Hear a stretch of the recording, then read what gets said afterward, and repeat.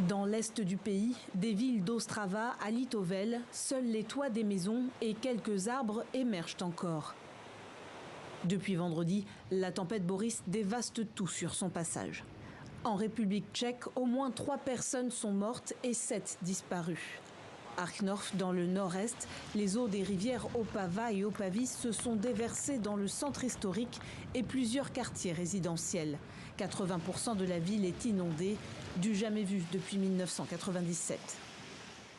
Je suis stressée, triste, anéantie.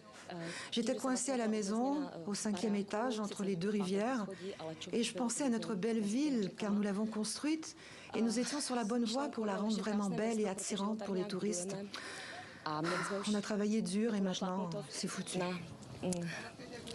Tous les trottoirs sont détruits, tout est renversé, tout est cassé, tout est détruit, c'est un cauchemar.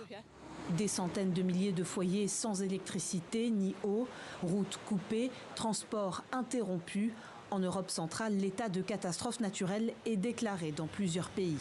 Selon les experts, les pluies devraient se poursuivre. Une situation qui inquiète jusqu'en Allemagne, pays voisin de la République tchèque. Dans la ville de Dresde, dans l'Est, le niveau de l'Elbe continue de monter. Après l'effondrement partiel d'un pont la semaine dernière, les habitants se préparent au pire.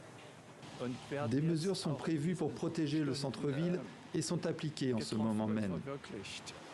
En Europe centrale et orientale, les inondations ont fait au moins 18 morts au total. Pour les milliers de sinistrés, les dégâts sont encore impossibles à estimer.